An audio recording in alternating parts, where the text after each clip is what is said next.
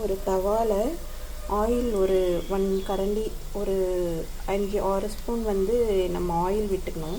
Oil விட்டுட்டு big onion ஒன்று எடுத்து கொஞ்சம் நீல வாக்கில் கட் பண்ணிவிட்டு அதை நல்லா பொன்னிறமாக வர வரைக்கும் வதக்கணும். அது கூடயே பூண்டு இருக்கு இல்லைங்களா, கார்லிக், அதுவும் குட்டி குட்டியாக கட் பண்ணி போட்டு அதையும் நல்லா பொன்னிறமாக வதக்கணும். அது நல்லா ஃப்ரை பண்ணி ப்ரௌன் ஆனவுடனே நம்ம வந்துட்டு கட் பண்ணியிருக்கோம்ல வெஜிடபிள்ஸ், கேரட்டு, பீன்ஸு, அப்புறம் வந்து கோஸ் 3 போட்டு குடமிளகாய் எல்லாத்தையும் தனித்தனியாகவும் வதக்கலாம். அப்படி இல்லைன்னா ஒன்றாவும் போட்டு நம்ம ஃப்ரை பண்ணலாம். இப்போ போட்டு எல்லாத்தையும் ஃப்ரை பண்ணணும். இப்போ நல்லா ஃப்ரை பண்ணிக்கணும். நல்லா ரொம்ப வேக விடக்கூடாது, கொஞ்சம் அரை வேக்காடு அப்படி பாயில் மாதிரி வேக விடணும். நல்லா ஃப்ரை பண்ணணும். ஃப்ரை பண்ணிவிட்டு அதில் வந்து கொஞ்சம் நம்ம சால்ட் ஆட் பண்ணிக்கணும். சால்ட்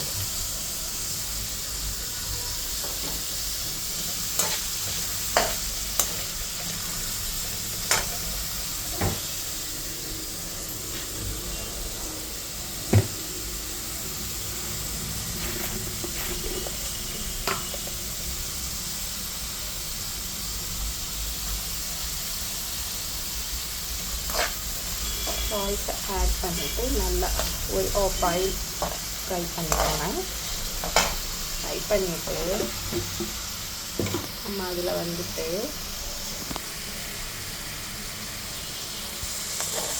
நல்லா ஃப்ரை பண்ணுங்க.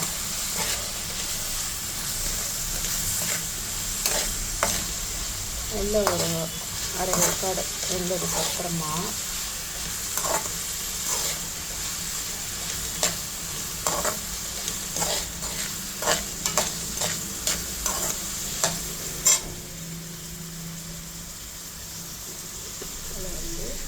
நம்ம காஷ்மீர் சில்லி பவுடர் இருந்ததுன்னா அதில் வந்து ஒரு சின்ன கொஞ்சம் போல்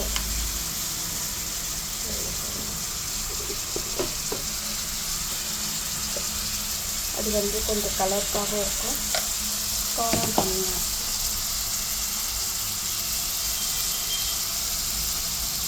காஷ்மீர் சில்லி கொஞ்சம் கலர் வர வந்து போட்டுட்டு நல்லா வதக்கணும். வச்சுட்டு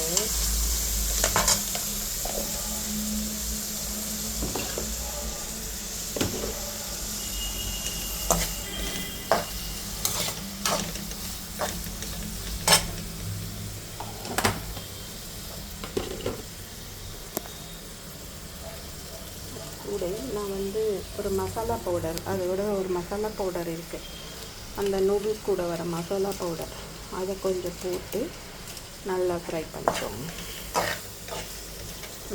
பண்ணிக்கோங்க. பண்ணிவிட்டு ஒரு 2 பேக்கெட் போட்டால் இந்த 1 பேக்கெட் நூடுல்ஸ்க்கு வந்து ஒரு 2 பேக்கெட் சரியாக இருக்கும். ஓகேங்களா?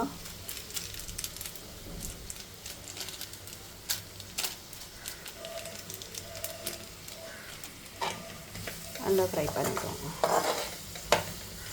காய் ஒரு ஆஃப் பாயில் வெந்திருக்கும்.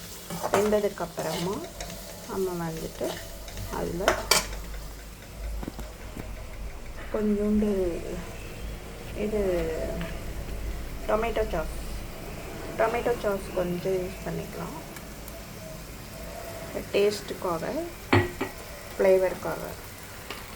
அப்புறம் வந்துட்டு கொஞ்சம் சோயா சாஸ் ஒரு 1 டீஸ்பூன் வர ஒரு சும்மா நம்மளே ஒரு அப்ராக்சிமேட்டாக கொஞ்சம் ஊற்றிக்கலாம். அதுக்கு ஏற்ற ஒரு பேக்கெட்டுக்கு எவ்வளவோ அதுக்கு தகுந்த மாதிரி நம்ம வந்துட்டு சோயா சாஸ் ஆட் பண்ணிக்கலாம். ஆட் பண்ணிவிட்டு கொஞ்சம் லைட்டாக வதக்கிட்டு கலர் வேணுன்னா உங்களுக்கு இன்னும் கொஞ்சம் கலர் வேணுனாலும் அதை ஆட் பண்ணிக்கலாம். போட்டுட்டு நல்லா வெந்ததுக்கப்புறம்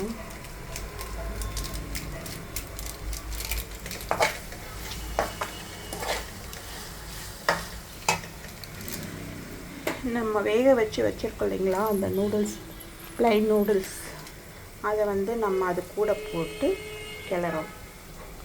ஒரு நிமிஷம் வரலாம். உப்பு போட்டு நூடுல்ஸ் போட்டு நம்ம நல்லா கிளறி விடணும். ஓகேங்களா. இப்போ வந்துட்டு நம்ம இது ரெடியான உடனே வெஜிடபிள் போட்டு நம்ம செஞ்சுருக்கோம். அதுக்கப்புறம் நம்ம வந்து எக்கு வந்து தனியாக போட்டு அதில் வந்து எக்கு ஆட் பண்ணிக்கலாம். முதலே எக்கு அது கூடயே போட்டனாலும் போடலாம், நம்ம இல்லைன்னா தனியாக ஃப்ரை பண்ணிவிட்டு கூட அந்த எக்கை வந்து போட்டுக்கலாம். நான் வந்து இப்போது எக்கு தனியாக உங்களுக்கு பண்ணிவிட்டு உங்களுக்கு இந்த வீடியோ காட்டுறேன்.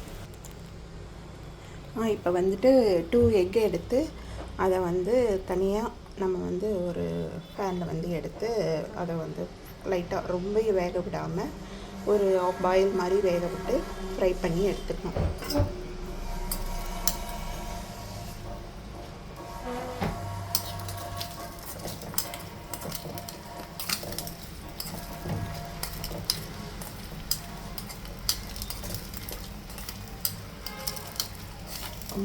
ரொம்ப ஃபுல்லாக வேக விடக்கூடாது. அப்போ வேக விட்டால் ஒரு மாதிரி ரப்பர் மாதிரி ஆகிடும்.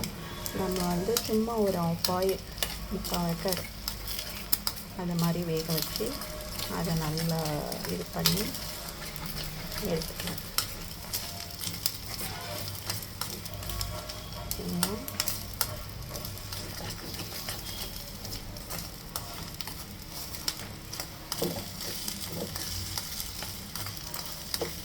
எனக்கு வேகலை, நம்ம கொஞ்சம் ஒரு 1 minute.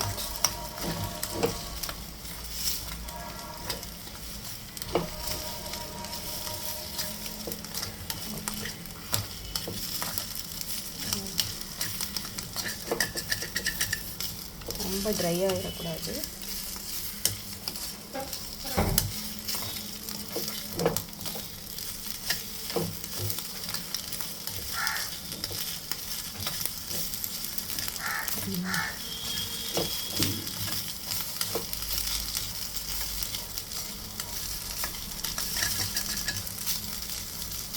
ஓகே, இந்த அளவுக்கு வெந்தால் போதும்.